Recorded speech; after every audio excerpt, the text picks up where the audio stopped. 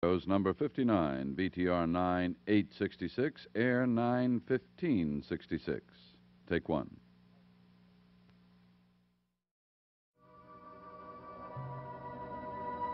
My name is Victoria Winters. Death has come to Collinwood, forcing the hidden secrets of the past closer to the light. Secrets that might provide answers for a man whose probing has but one goal: the truth.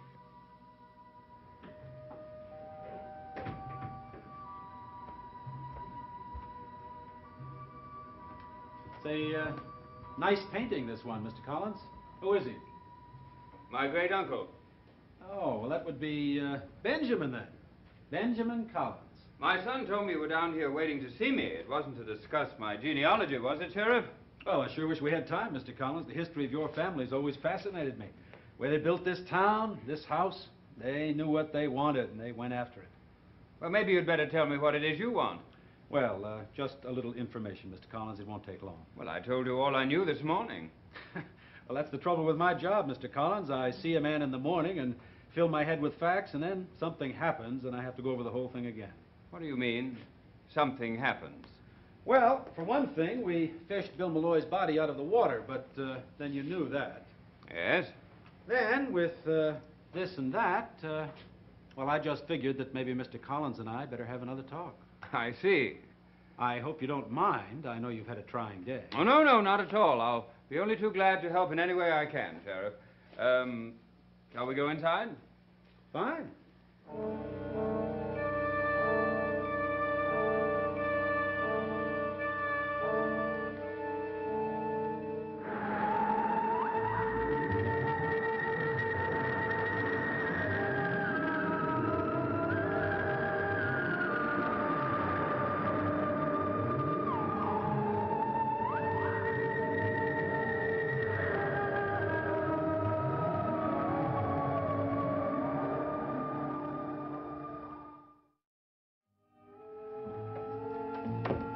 Well, can I offer you a drink? Well, I sure would like to, Mr. Collins, but no, I'm on duty. Thank you. You go ahead. No, I think not. Well, what was it you wanted to know? How Malloy died. Well, you've gotten the autopsy report. What did that show? Asphyxiation due to water entering the lungs. Drowning, in other words. But there was more than that, Mr. Collins. Bill had also received a severe blow on the head. Before he drowned? Well, we can't tell that, and that's one of the problems. You know what the waters are like around here, and Bill's body was in the water for more than 24 hours, banging up against the rocks. Well, that blow on his head could have come from hitting the rocks. Well, until I know otherwise, that's just what I'm going to have to figure.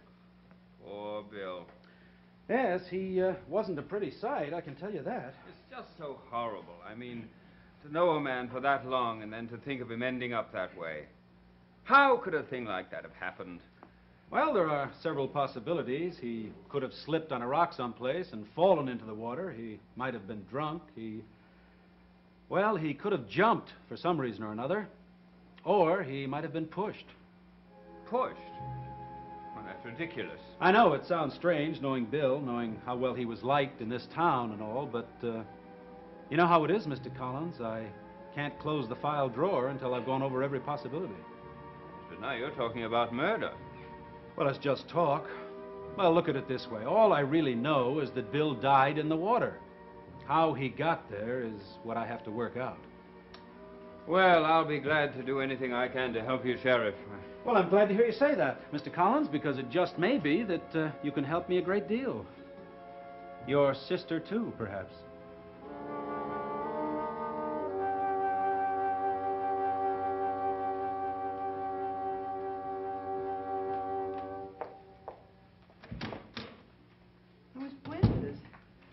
I thought you were going to spend the day in town. Well, I spent all my money, so I had to come back. Actually, I came back to get changed. I'll be going out again. And we're going to have dinner early tonight. Well, that's what I wanted to tell you. I won't be here for dinner. I'm meeting a friend. Oh, I was just coming up to fetch you, Liz. Good afternoon, Miss Winters. Hello. Is it all right, Mrs. Stoddard? Well, of course. I'm glad you've been able to make some friends in Collinsport. What is it, Roger? Oh, something rather personal and private. What friends Was she talking about? I don't know. Someone she's having dinner with. What is it you wanted? Roger? Oh, we have a visitor. The sheriff. Oh? I told him you were resting, but he was rather insistent. What does he want? He was here this morning. I gather he wants to ask some more questions. Let's go inside then. Liz, before you go in, I want to be sure you remember one thing.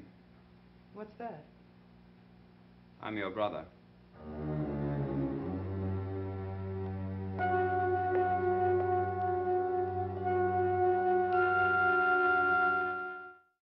And, as I told your brother, Mrs. Stoddard, the blow on Bill's head was probably caused by his being thrown up against the rocks, the action of the water, I mean. What do you mean, probably? What other explanation could there be? The sheriff thinks Bill could have been murdered. Oh, you can't mean that. Well, I only mentioned it as a vague possibility that I'd be only too happy to cross off my list. Now, Mr. Collins, this morning when we were talking about the last time that you saw Bill Malloy alive, you said it was about 10 o'clock on the night he died. Yes, that's right. And it was then that he asked you to go to your office at 11 for a meeting.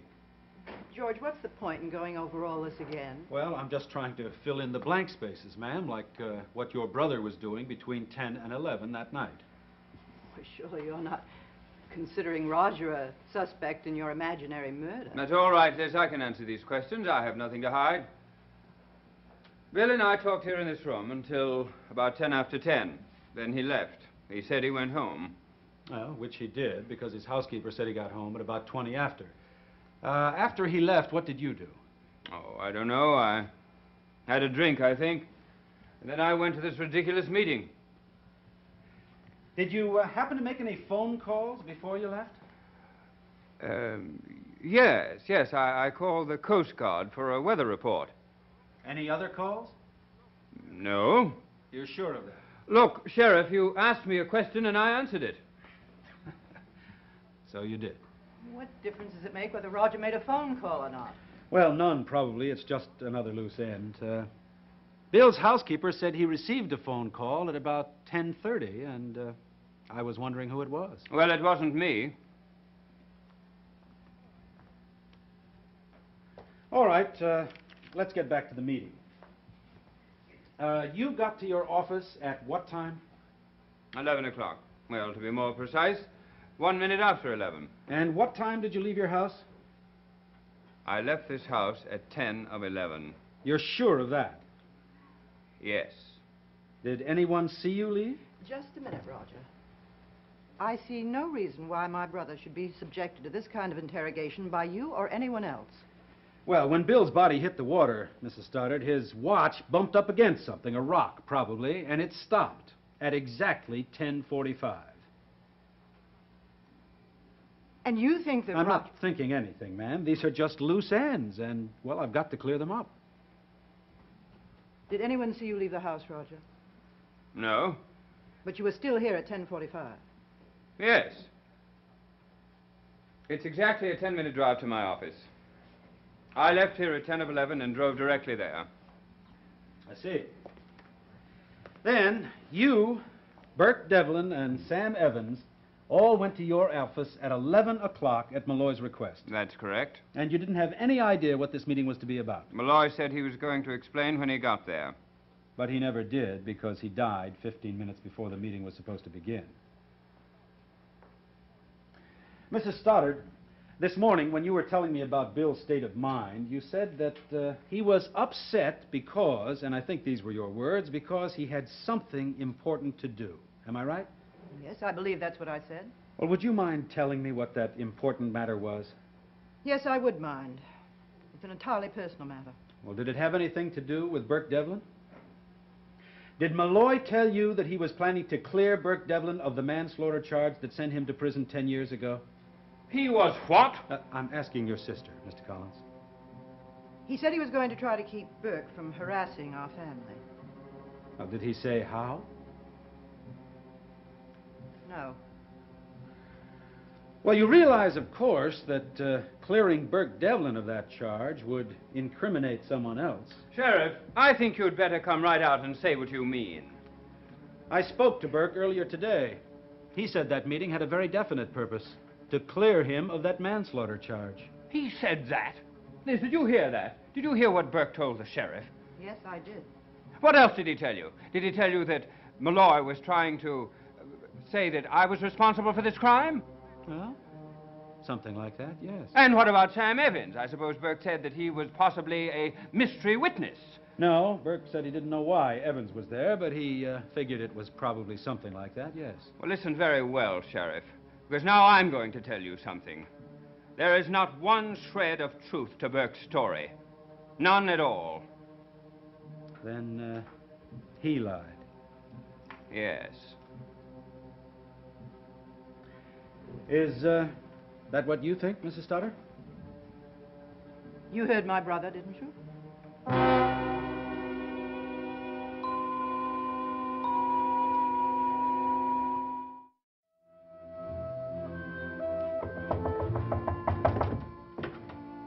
Hi, Miss Winters. Hello, David. You're certainly in a good mood, aren't you? Yep. Want to know a secret? Sure. After today, I'm not going to see my father anymore. Oh? That's right, he's going to prison. It's not a very good joke, David. But it's true, the sheriff's downstairs right now arresting him for murder. And I have evidence that'll help send him to prison. What evidence? What are you talking about? The sheriff came a little while ago and asked to see my father, and it's about Mr. Malloy. And he said he was going to arrest him for murder? No, but why else would he come? David, you're terrible. I'm not as bad as my father. I never killed anyone.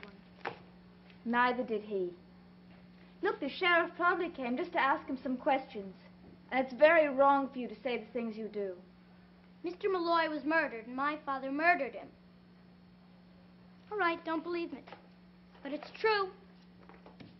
Well, then you're the only one that thinks so. David, Mr. Malloy drowned. No one killed him. No one. Not your father or anyone else. You're just saying that because you're scared it'll happen to you. David. My father doesn't like you either. And you're just scared that he's going to do the same thing to you that he did to Mr. Malloy. He'll push you, and you'll fall and you'll scream, but no one will hear you because you'll be dead. Maybe that's just what you deserve. David, wait a minute. David, how do you know that your father killed Mr. Malloy? I know, that's all. Did you see anything? No. Did you hear anything? Of course not. He wouldn't talk about it. Well, then how can you say you know? They told me. Who? The widows, and they never lie. I also saw it in my crystal ball, and it doesn't lie to me either. And I even figured out on charts just where it happened. I figured it out with tides and ocean currents, and I know just where it happened. You want to see? David, I don't want to talk about it. But if I show you the spot, then we'll know where to stay away from. I'm not interested, David. Now, please. I've got to get ready to go out.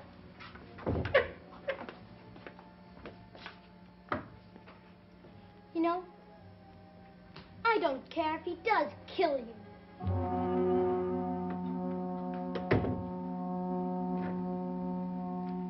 Well, the one thing I don't understand, Mr. Collins, the one thing is what Burke Devlin would have to gain by lying about the purpose of that meeting.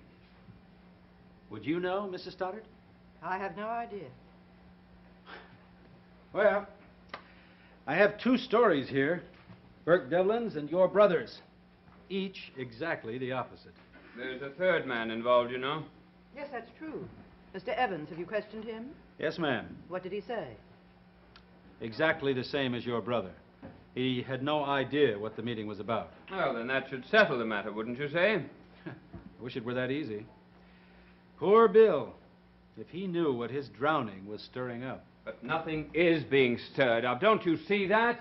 It's only what Burke is doing. Well, it's enough. Sheriff, Burke has never forgiven me for testifying at his trial. He would do anything to cause me as much anguish as possible. His story is completely false. Completely and unequivocally false. Well, all right. Thank you very much, and thank you, Mrs. Stoddard. I'll be in touch. I'll see you to the door. I want to see you, Roger. Well, in a moment, Liz. You were involved in that investigation that led to Burke's trial. Don't you know whether he's guilty or not? Well, that's part of my problem, Mr. Collins. Aren't you taking him with you? Who? Go upstairs, David. Oh, that's all right, Mr. Collins. Did you think I was going to arrest your father? Yes. Well, I was thinking of it, but he kind of talked me out of it. What have you got there? It's a chart. It shows exactly where Mr. Malloy's body went into the water. Here, I made it for you. Well, thank you. I'll take that along to the office and study it. That's quite a boy you have there, Mr. Collins. Yes.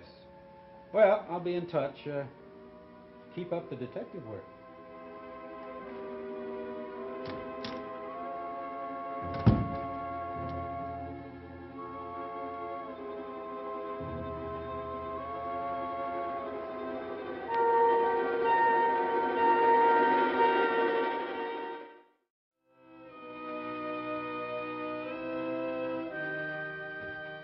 Liz, for the love of heaven, we went through the same conversation this morning. Not the same, Roger. Not the same at all. I hadn't lied for you this morning. Lied? You were right here when George asked me why Bill was upset, and if it had anything to do with Burke's manslaughter conviction. All right, and you said no. Then you lied. Well, what else could you say? What good would it do to rake up all that old nonsense? Is it nonsense? Or is Burke telling the truth? You heard what I told the sheriff, didn't you? I'm not the sheriff. Didn't Bill call that meeting because he thought he could clear Burke? I don't think I'm going to answer that question. Well, you'd better answer it. Did you or did you not know why Bill called that meeting? I did not. I'm not sure I believe you. No, fine. Then believe Burke. Forget his threats and believe him.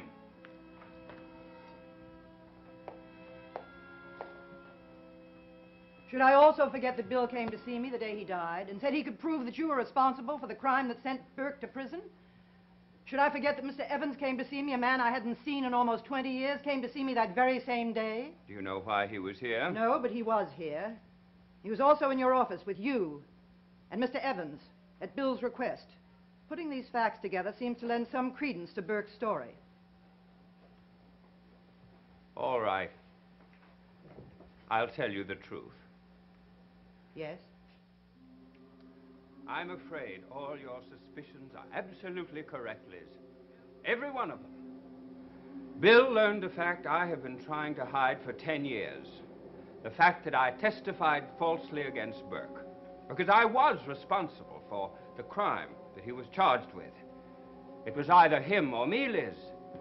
I had to choose. So I chose to save myself. Bill threatened to expose me and called this meeting to do so. Again, I had a choice. And again, I chose. So I killed Bill Malloy. I hit him over the head with a rock and threw his body into the water. I don't believe you. It can't be true. Of course it isn't true. Not one ugly word of it is true. Well, then how could you? Why? Because I was being your mirror, Liz. I was saying out loud what you're saying in your mind, and that's the way it sounds. That's how those unspoken accusations in your mind sound. It's pretty, isn't it? Horrible. Just horrible. And believe me, Liz. Believe me and realize that those suspicions were planted in your mind by the mouthings of a neurotic man who's bent on trying to destroy me.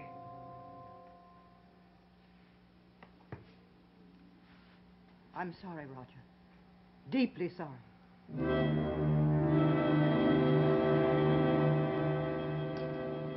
Very nice, David. I heard him, Miss Winters. I heard him say he killed Mr. Malloy. Oh, now, David. But it's true. I heard him. What are you doing here, David? Are you still playing detective? They'll get you. You wait and see. They will get you.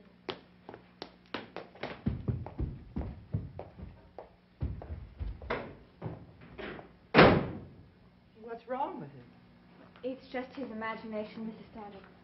Well, it's pretty late. I'd better get going. Oh, yes. I hear you have a dinner appointment this evening. Yes, with Maggie Evans and her father.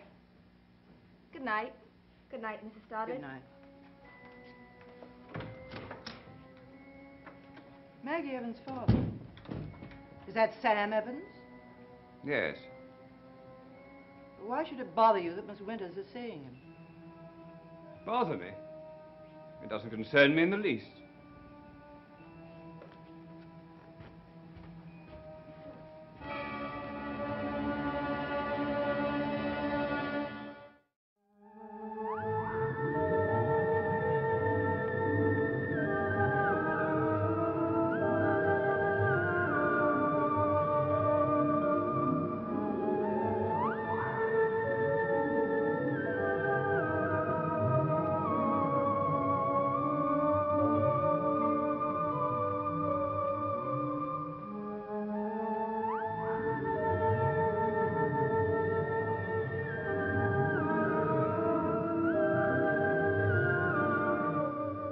Stay tuned for Where the Action Is next here on ABC.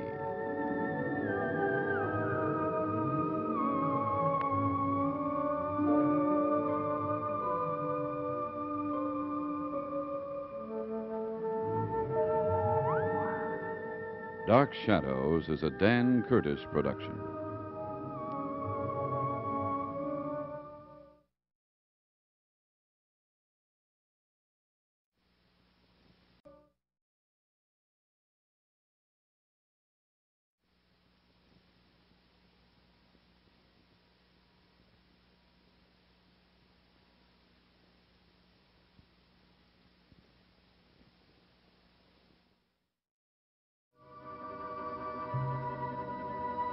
My name is Victoria Winters.